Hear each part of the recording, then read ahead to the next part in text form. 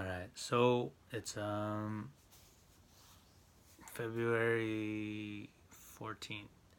Oh no, maybe I think the 13th. I'm not sure what time. It's late, but I wanted to continue with this book so I can read some other ones that I wanted to get to. But I'm not quite sure if I can. Well, like, people do YouTube videos on books and stuff. So I guess it's all right if it's not. I was thinking, I was like, oh man, I don't know if you can read other people's books all the way through. So, but this is a good book, I'm sure. With all my interludes, it's not totally copyright infringement or whatever, or it's YouTube, whatever. But anyway, so the last one I just looked at, I didn't see the whole thing, but it was December 22nd. So lots happened since December 22nd in my little life. But like I said, I wanted to finish this book. I haven't made too many videos. I looked at it, was like the video was terrible. It was like the quality of the laptop video was just terrible. But so I'm glad to have a little bit better quality. So, and then Tupac's hanging out over here, and let's finish this book by Don Miguel Ruiz. Barely on the second agreement. So it's called the Four Agreements. This is the second agreement. I'm just going to read it through and talk here and there. And that's it. So the second agreement, don't take anything personally. The next three agreements are really born from the first agreement. The second agreement is don't take anything personally. Whatever happens around you, don't take it personally. Using an earlier example, if I see you on the street and I say, hey, you are stupid, without knowing you, it's not about you, it's about me. If you take it personally, then perhaps you believe you are stupid. Maybe you think to yourself, how does he know? Is he clairvoyant? Or can anyone see how stupid I am? You take it personally because you agree with whatever was said. As soon as you agree, the poison goes through you, and you are trapped in the dream of hell. What causes you to be trapped is what we call personal importance. Personal importance, or taking things personally. Personal importance, or taking things personally, is the maximum expression of selfishness, because we make the assumption that everything is about me. During the period of education or our domestication, we learn to take everything personally. We think we are responsible for everything. Me, always me. Nothing, okay. What's true and messed up about it is we do. And I do. And, so that's why it's good for me to read this book, and hopefully it helps you as well. Because I'm in the middle of this stuff, like really, like I'm dealing with these battles that he's talking about from the outside world. Inside I feel good dealing with other people, social media and other people's thoughts, and so it's pretty weird to like I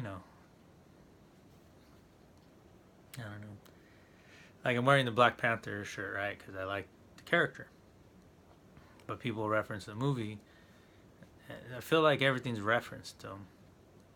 So there was this Black Panther in Africa they saw that I guess is like a leopard that's black, male. So I don't know exactly what that means, but Tupac's Black Panther. I've been posting stuff on my Facebook and about just listening to the black folks in the 60s talking about their movement, and then Chicano movement in the 60s and 70s as well over in LA, So in San Diego. So there's a lot of stuff I'm thinking about, and as getting my books and everything out too. So I'm in the dealing with stuff, So this is pretty good, relevant, and stuff I want to say to people. So it's pretty crazy. Nothing other people do is because of you.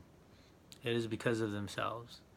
All people live in their own dream, in their own mind. They are a completely different world from the one we live in.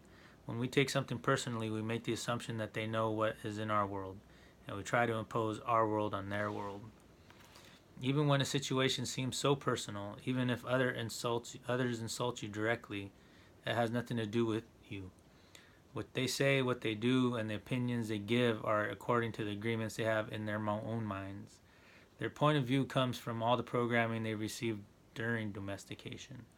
If someone gives you an opinion and says, "Hey, look so fat," "Hey, you look so fat," don't take it personally, because the truth is that person is dealing with his or her own feelings, beliefs, and opinions. That person tried to send poison to you. And if you take it personally, then you take that poison and it becomes yours. Taking things personally makes you easy prey for these predators, the black magicians. They can hook you easily with one little opinion, feed you whatever poison they want. And because you take it personally, you eat it up. You eat all their emotional garbage, and now it becomes your garbage. But if you do not take it personally, you are immune to the middle of hell. Wow. Immunity to poison is the middle of hell. The immunity to poison in the middle of hell is the gift of this agreement. When you take things personally, most of the time I don't.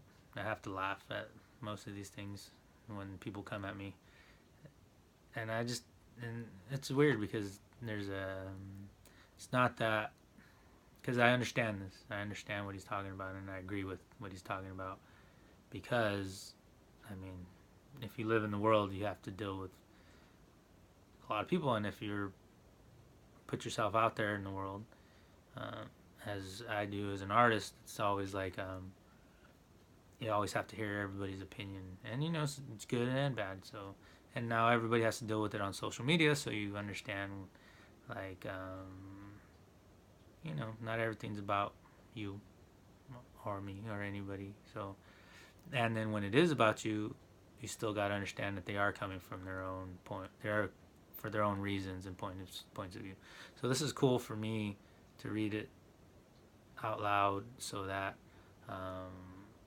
when I continue speaking, I can reference, and anybody who's on my YouTube or whatever can understand what I'm talking about. When you take things personally, you feel offended, and your reaction is to defend your beliefs and create conflicts. You make something big out of something so little, because you have the need to be right and make everybody else wrong. Wow. You also try hard to be right by giving them your own opinions. In the same way, whatever you feel and do is just a projection of your own personal dream, a reflection of your own agreements.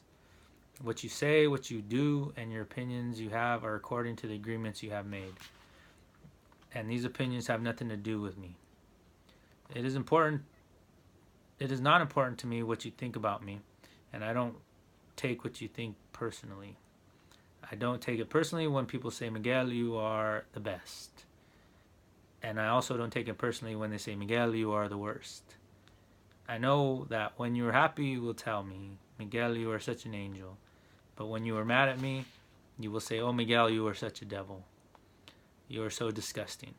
How can you say those things? Either way, it does not affect me because I know what I am." Okay, I gotta say something. Dude, this is so relevant. I don't know if it's relevant to everybody, but wow.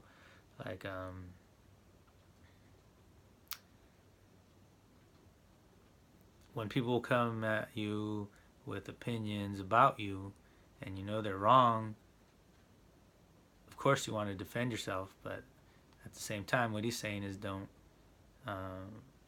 You gotta when people are like, "Oh, I love you. Oh, you're awesome," and it makes you feel good. Like, hey. And then when people say, "Oh, you're this and that," negatively, and then it makes you feel bad.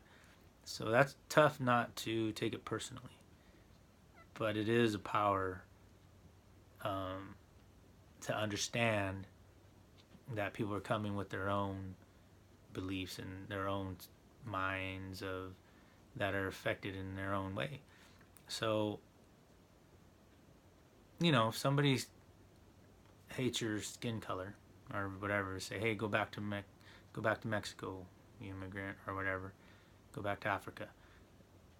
You gotta understand, like, you can get mad at that and be like, dude, and fight back with these persons, call them names, or you can understand that this person got taught that that is that they don't that is the cause of their problems, is that you're the cause of their problems, and if you weren't where they're at in America, then their world would be better, and they would make more money, and their life would be better, and whatever.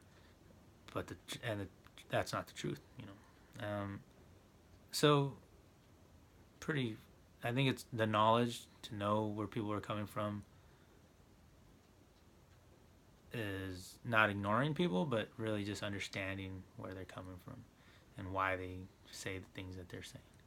But also, it is true not to take it personally. Okay, so no, I don't. And when they're happy, they're happy. When they're mad, and they want.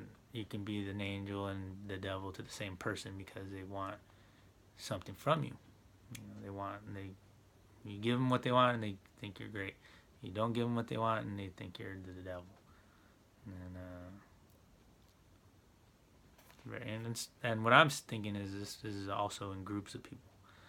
Anyway, I don't have the need to be accepted. I don't have the need to have someone tell me, Miguel, you're doing so good, or how dare you do that. No, I don't take it personally. Whatever you think, whatever you feel, I know it's your problem and not my problem. It is the way you see the world. It is nothing personal because you are dealing with yourself, not with me. Others are going to have their own opinion according to their belief system. So nothing they think about me is really about me, but it is about them. You may even tell me, Miguel, what you are saying is hurting me. But it is not what I'm saying that is hurting you. It is that you have wounds that I touch by what I have said. You are hurting yourself. There is no way that I can take this personally, not because I don't believe in you or don't trust you, but because I know that you see the world with different eyes, with your eyes. You create an entire picture or movie in your mind. And in that picture, you are the director. You are the producer. You are the main actor and actress. Everyone else is secondary actor and actress. Is a secondary actor and actress. It is your movie. The way you see that movie is according to the agreements you have made with life. Your point of view is something personal to you. It is no one's truth but yours. Well, then, if you get mad at me, I know you are dealing with yourself. I am the excuse for you to get mad. And you get mad because you are afraid. Because you are dealing with fear. If you are not afraid, there is no way you will get mad at me. If you are not afraid, there is no way you will hate me. If you are not afraid, there is no way you will be jealous or sad. If you live without fear, if you love, there is no place for any of those emotions. If you don't feel any of those emotions, it is logical that you will feel good. When you feel good, everything around you is good. When everything around you is great, everything makes you happy. You are loving everything that is around you because you are loving yourself, because you like the way you are, because you are content with you, because you are happy with your life. You are happy with the movie that you are producing, happy with your agreements with life. You are at peace and you are happy. You live in the state of bliss where everything is so wonderful and everything is so beautiful. In that state of bliss, you are making love all the time with everything that you perceive. Whatever people do, feel, think, or say, don't take it personally. If they think how wonderful you are, They are not saying that because of you. You know you are wonderful. It is not necessary to believe other people who tell you that you are wonderful. Don't take anything personally. Even if someone got a gun and shot you in the head, it was nothing personal, even at that extreme. And even the opinions you have about yourself are not necessarily true. Therefore, you do not need to take whatever you hear in your own mind personally. The mind has the ability to talk to itself, but it also has the ability to hear information that is available from other realms. Sometimes you hear a voice in your mind and you may wonder where it came from. This voice may have come from another reality in which there are living beings very similar to the human mind. The Toltecs called these beings allies. In Europe, Africa, and India, they call them the gods. Our mind also exists at the level of the gods. Our mind also lives in the reality that can perceive that reality. The mind sees with the eyes and perceives this waking reality. But the mind also sees and perceives without the eyes, although the reason is hardly aware of this perception. The mind lives in more than one dimension. There may be times when you have ideas that don't originate in your mind, but you are perceiving them with your mind. You have the right to believe or not believe these voices, and the right not to take what they say personally. We have a choice whether or not to believe the voices we hear within our own minds. We have the choice of what to believe and agree with in the dream of the planet. The mind can also talk and listen to itself. The mind is divided in your body as your body is divided. Just as you can say, I have one hand and can shake my other hand and feel the other hand. The mind can talk to itself. Part of the mind is speaking and the other part is listening. It is a big problem when 1,000 parts of your mind are all speaking at the same time. This is called metote, remember. The metote can be compared to a huge marketplace where thousands of people are talking and bartering at the same time. Each one has a different thought and feeling. Each one has a different point of view. The programming in the mind, all of those agreements we have made, are not necessarily compatible with each other. Every agreement is like a separate living being. It has its own personality and its own voice. They are conflicting agreements that go against other agreements and on until it becomes a big war in the mind. The mitote is the reason humans hardly know what they want, how they want it, and when they want it. They don't agree with themselves because there are parts of the mind that want one thing and the other parts that want exactly the opposite. Some part of the mind has objections to certain thoughts and actions, and other parts supports the actions of the opposing thoughts. Okay, so this is, to me, this is really, I understand it, and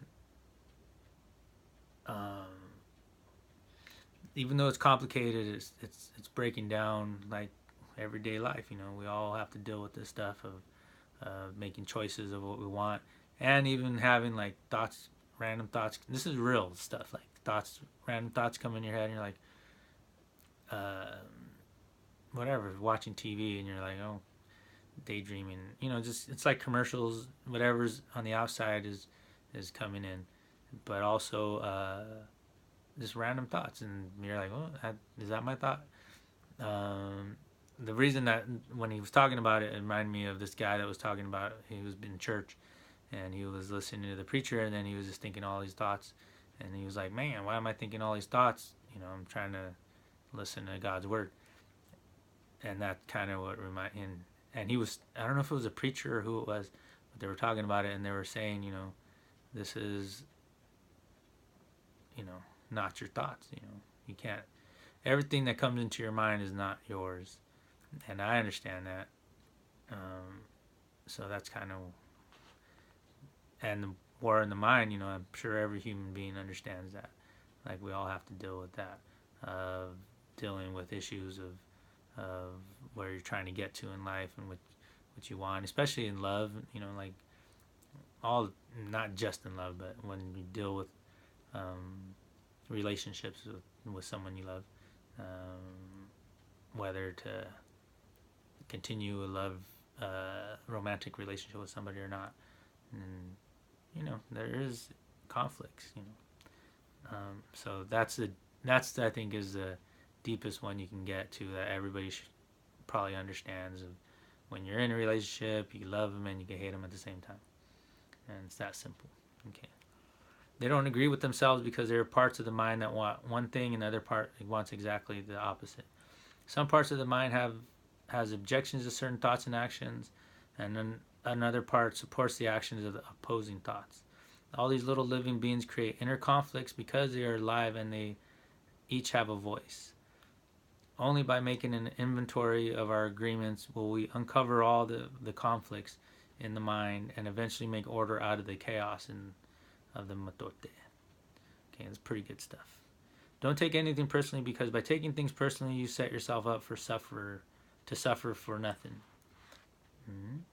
Humans are addicted to suffering at different levels and to different degrees, and we support each other in maintaining these addictions. Humans agree to help each other suffer. If you have the need to be abused, you will find it easy to be abused by others. Damn, that's heavy stuff.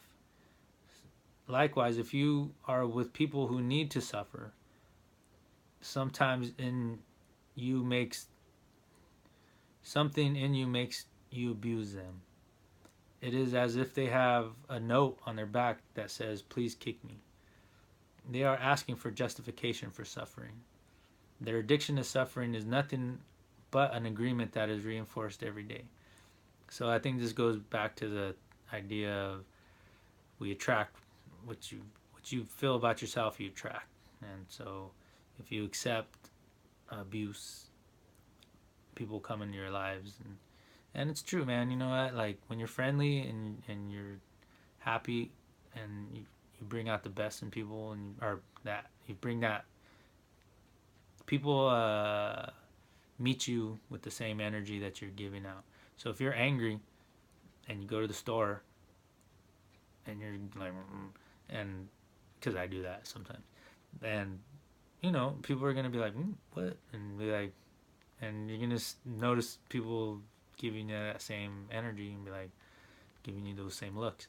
So, and if you're happy and you're like, hey, how you do, and somebody's not happy and they're like, ooh, and you're not gonna really notice them maybe, and if you do, you're just like, whatever, and then more likely you're gonna meet somebody that's gonna give you that same energy.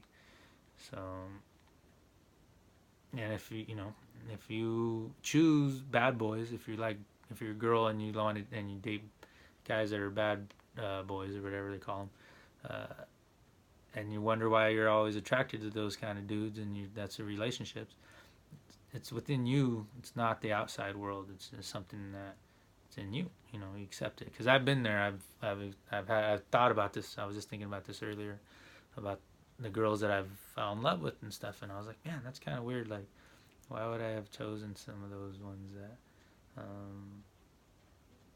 that we had, dysfunctional relationships? And I was like, anyway, I'm not gonna get into that, but I hear what he's saying. Wherever you go, you'll find people lying to you, and as your awareness grows, you will notice that you also lied to yourself. Do not expect people to tell you the truth, because they also lie to themselves. You have to trust yourself and choose to believe or not believe what someone says to you. When they really see other people as they are, without taking it personally, we can never be hurt by what they say or do. Even if others lie to you, it is okay. They are lying to you because they are afraid. They are afraid that you will discover that they are not perfect. It is painful to take that social mask off. If others say one thing and do another, you are lying to yourself. If you do not don't listen to their actions. But if you are truthful with yourself, you will save yourself a lot of emotional pain. Telling yourself the truth about it may hurt, but you don't need to be attached to the pain. Healing is on the way, and it's just a matter of time before things will be better for you. If someone is not treating you with love and respect, it is a gift if they walk away from you.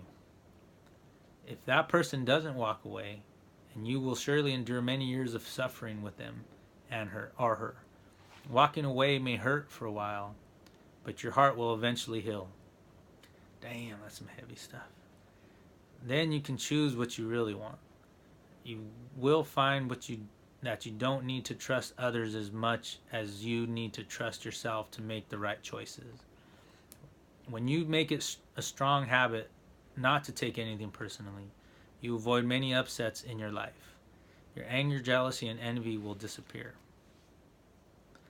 Some heavy stuff, dude. And even your sadness will simply disappear if you don't take things personally. If you can make this second agreement a habit, you will find that nothing can put you back into hell. There is a huge amount of freedom that comes to you when you take nothing personally. You become immune to black magicians, and no spell can affect you regardless of how strong it may be.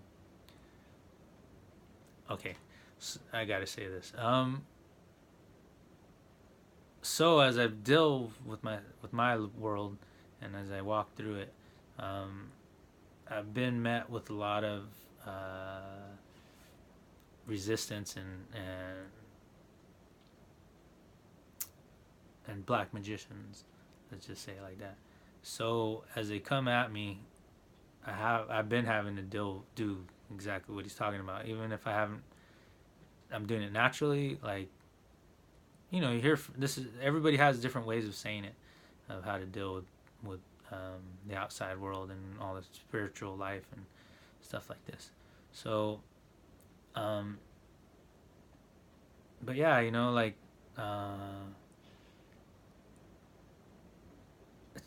to not take things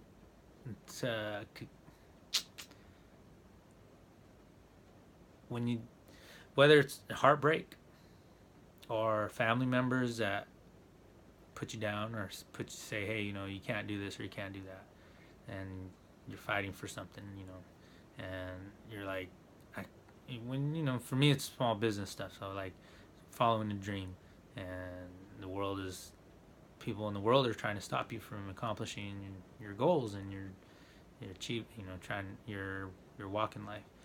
And so it's tough to, when you know the truth but people come at you with their truth that's the opposite of your truth, then, you know, there's that fight, there is that you know, everybody should understand on Facebook, and, you know, everybody has different political ideas and whatnot, but I feel a little bit you know, personally attacked and stuff. If you know my story, then you will understand what I'm talking about. But it's crazy because people wonder why, like, I could walk, you know, without tripping out on all this, and it is exactly that, you know what I mean? Like, it's exactly not letting the emotional poison destroy me, and that's it, really, you know, because it's, you know, when it comes from high levels of society, and then it's pretty, like, you know, at first it tripped me out, but now I'm just like, okay, I understand why they do, and I think that there's power in understanding why people do what they do. So the groups of high society, why they're doing what they're doing. Someone can intentionally send emotional poison, and if you don't take it personally, you will not eat it. When you don't take it, the emotional poison, it becomes even worse in the sender, but not in you. Okay, the whole world can gossip about you, and if you don't take it personally, you are immune. You can see how important this agreement is. Taking nothing personally helps you break many habits and routines that trap you in the dream of hell and cause needless suffering. Just by practicing this agreement, you begin to break dozens of teeny tiny agreements that cause you to suffer. And if you practice the first two agreements, you will break 75% of the teeny tiny agreements that keep you trapped in hell. Write this agreement on paper and put it on your refrigerator and remind you all the time. Don't take anything personally. As you make a habit of not taking anything personally, you won't need to place your trust in what others do or say. You will only need to trust yourself to make responsible choices.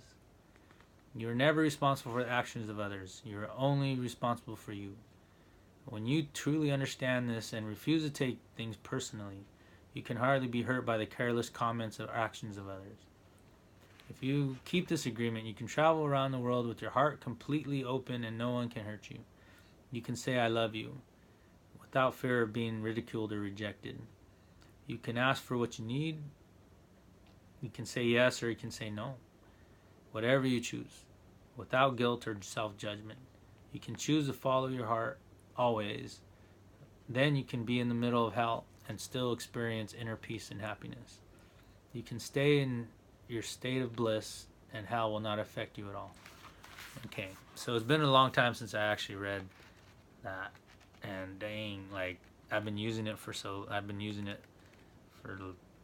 lot of years, through life in general, but like a lot of years, these last 4 years, like every day I've been having to deal with other people and dealing with heavy stuff, and man, it's true, like, because there's offense and defense. So in spiritual life, you got to understand that the better and the more you succeed in life and the better you do in life, your opposition, the world comes at you with opposition, and these people want, rappers talk about it a lot, but the jealousy and the envy and from the people around you, and strangers as well, competition, that whole competition thing. But sometimes it's weird when it comes from people close to you. So whether it's your own girlfriend or wife or husband or children even, it gets crazy. So that's the third agreement. I think I might leave it there. The third agreement is don't make assumptions. I wanted to read that one because I thought I already finished the second agreement. It's actually pretty short. You know what? I'm going to read it because it's like only a few pages. So I'll keep this one with this one. The third agreement. Don't make assumptions. The third agreement is don't make assumptions. We have the tendency to make assumptions about everything. The problem with making assumptions is that we believe they are true. They are truth. We could swear they are real. We make assumptions about what others are doing or thinking. We take it personally. Then we blame them and react by sending emotional poison with our word. That is why whenever we make assumptions, we are asking for problems. We make an assumption, we misunderstand, we take it personally, and we end up creating a whole big drama for nothing. All the sadness and drama you have lived in your life was rooted in making assumptions and taking things personally. Take a moment to consider the truth of this statement. The whole world of control between humans is about making assumptions and taking things personally. Our whole dream of hell is based on that. We create a lot of emotional poison just by making assumptions and taking it personally. Because usually we start gossiping about our assumptions. Remember, gossiping is the way we communicate to each other in the dream of hell and transfer poison to one another. Because we are afraid to ask for clarification, we make assumptions and believe we are right about the assumptions. Then we defend our assumptions and try to make something else wrong. It is always better to ask questions than to make an assumption, because assumptions set us up for suffering. The big matote in the human mind creates a lot of chaos, which causes us to misinterpret everything and misunderstand everything. We only see what we want to see and hear what we want to hear. We don't perceive things the way they are. We have the habit of dreaming with no basis in reality. We literally dream things up in our imaginations. Because we don't understand something, we make an assumption about the meaning, and when the truth comes out, the bubble of our dream pops and we find out it was not what we thought it was at all. An example: you were walking in the mall and you see a person you like. That person turns to you and smiles and then walks away. You can make a lot of assumptions just because of this one experience. With these assumptions, you can create a whole fantasy, and you really want to believe this fantasy and make it real. The whole dream begins to form just from your assumptions, and you can believe, oh, this person really likes me. In your mind, a whole relationship begins from that. Maybe you even get married in the fantasy land, but the fantasy is in your mind, in your personal dream. Make assumptions in our relationship is really asking for problems. Often we make the assumption for that of our partners know what we think and that we don't have to say what we want. We assume they are going to do what we want because they know us so well. If they don't do what we assume they should do, we feel so hurt and say, you should have known. Another example, you decide to get married and you make the assumption that your partner sees marriage the same way that you do. Then you live together and you find out this is not true. This creates a lot of conflict. But you still don't try to clarify your feelings about marriage. The husband comes home from work and the wife is mad. And the husband doesn't know why. Maybe it's because the wife made an assumption without telling him what she wants. She makes an assumption that he knows her so well, that he knows what she wants as if he can read her mind. She gets so upset because he fails to meet her expectations. Making assumptions in relationships often lead to lots of fights, a lot of difficulties, a lot of misunderstandings with people we supposedly love. Man, that's some heavy stuff. In any kind of relationship, we can make the assumption that others know what we think, and we don't have to say what we want. They are going to do what they want because they know us so well. If they don't do what we want, what we assume they should do, we feel hurt and think, how could you do that? You should know. Again, we make assumptions that the other person knows what we want. A whole drama is created because we make this assumption and then put more assumptions on top of it. It is very interesting how the human mind works. We have the need to justify everything, to explain and understand everything in order to feel safe. We have millions of questions that need answers because there are so many things that the reasoning mind cannot explain. It is important if the answer is correct. It is just the answer itself makes us feel safe. This is why we make assumptions. If others tell us something, we make assumptions, and if they don't tell us something, we make assumptions to fulfill our need to know that and to replace the need to communicate. Even if we hear something that we don't understand, we make assumptions about what it means and then believe the assumptions. We make all sorts of assumptions because we don't have the courage to ask questions. Man, that's some heavy stuff. These assumptions are made so fast and unconsciously most of the time because we have agreements to communicate this way. We have agreed that it is not safe to ask questions. We have agreed that if people love us, they should know what we want or how we feel. When we believe something, we assume we are right about it and the point that we will destroy relationships in order to defend our position. We make the assumption that everyone sees life the way we do.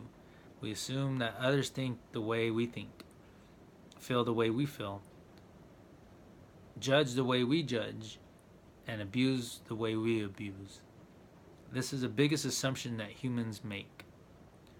And this is why we have a fear of being ourselves around others. Because we think everyone else will judge us, victimize us, abuse us, and blame us as we do ourselves. So even before others have a chance to reject us, we have already rejected ourselves. That is the way the human mind works. We also make assumptions about ourselves, and this creates a lot of inner conflict. I think I am able to do this. You make this assumption, for instance, then you discover you aren't able to do it. You overestimate or underestimate yourself because you haven't taken the time to ask yourself questions and answer them. Perhaps you need to gather more facts about a particular situation, or maybe you need to stop lying to yourself about what you truly want. Often when you go into a relationship with someone you like, you have to justify why you like that person. You only see what you want to see, and you deny there are things that you don't like about that person. You lie to yourself just to make yourself right. Then you make assumptions, and one of the assumptions is, my love will change this person. But this is not true. Your love will not change anybody. If others change, it's because they want to change, not because you change them. Then something happens between the two of you and you get hurt. Suddenly you see what you didn't want to see before, and only now it is amplified by your emotional poison. Now you have to justify your emotional pain and blame them for your choices. You don't need to justify love. It is there or not there. Real love is accepting other people the way they are without trying to change them. If we try to change them, this means we don't really like them. Of course, if you decide to live with someone, if you make that agreement, it is always better to make that agreement with someone who is exactly the way you want him or her to be. Find someone whom you don't have to change at all. It is much easier to find someone who is already the way you want him or her to be, instead of trying to change that person. Also, that person must love you just the way you are. So he or she doesn't have to change you at all. If others feel they have to change you, that means they really don't love you just the way you are. So why be with someone if you are not the way he or she wants you to be? We have to be what we are so we don't have to present a false image. If you love me the way I am, okay, take me. If you don't love me the way I am, okay, bye-bye. Find someone else. Pretty legit. If it may sound harsh, but this kind of communication means the personal agreements we make with each other, with others, are clear and impeccable. True. Just imagine, man, I wish I would have read this book a long time ago. I missed 20 years. Just imagine the day that you stop making assumptions with your partner and eventually with everyone else in your life. Your way of communicating will change completely, and your relationships will no longer suffer from conflicts created by mistaken assumptions. The way to keep yourself from making assumptions is to ask questions. Make sure the communication is clear. If you don't understand, ask. Have the courage to ask questions until you are clear as you can be. And even then, do not assume you know all there is to know about a given situation. Once you hear the answer, you will not have to make assumptions because you will know the truth. Also, find your voice to ask what you want. Everybody has a right to tell you no or yes, but you always have the right to ask. Likewise, everybody has a right to ask you, and you have the right to say yes or no. If you don't understand something, it is better for you to ask to be clear, instead of making an assumption. The day you stop making assumptions, you will communicate cleanly and clearly, free of emotional poison. Without making assumptions, your word becomes impeccable. With clear communication, all of your relationships will change, not only with your partner, but with everyone else. You won't need to make assumptions because everything becomes so clear. This is what I want. This is what you want. If we communicate in this way, our word becomes impeccable. If all humans can communicate in this way with impeccability of the word, there will be no wars, no violence, no misunderstandings. All human problems will be resolved if we could just have good, clear communication. This, then, is a third agreement. Don't make assumptions. Just saying this sounds easy, but I understand that it is difficult to do. It is difficult because we are so often exactly the opposite. We have all these habits and routines that we are not even aware of. becoming aware of these habits and understanding the importance of this agreement is the first step. But understanding its importance is not enough. Information or any idea is merely the seed in your mind. What you really make the difference is action. Taking the action over and over again strengthens your will, nurtures the seed, and establishes a solid foundation for the new habit to grow. After many repetitions, these new agreements will become second nature, and you will see how the magic of your word transforms you from a black magician into a white magician. A white magician uses the word for creation, giving, sharing, and loving. By making this one agreement of a habit, your whole life will be completely transformed. When you transform your whole dream, magic just happens in your life. What you need comes to you easily because Spirit moves freely through you. This is the mastery of intent, the mastery of the Spirit, the mastery of love, the mastery of gratitude, the mastery of life. This is the goal of the Toltec. This is the path to personal freedom. Okay, with that said, let me say about God stuff. So the Bible stuff and God stuff, these teachings are there. They say it in different words. What he's saying is that by keeping these agreements, you can transform yourself, and you can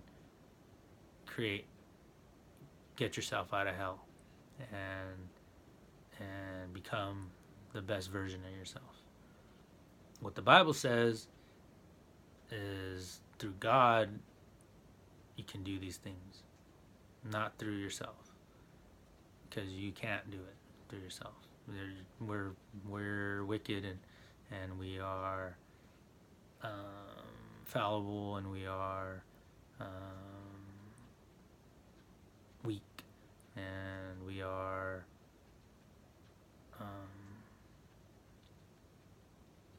sinners. So those are conflicting thoughts, but the theory is the same as far as how to walk through the world. The difference is that you need God. You need God's mercy. You need God's help. You need God's forgiveness. You need God's light and love. You need to say your prayers. And so I agree with what this guy's saying as far as how to deal with certain things.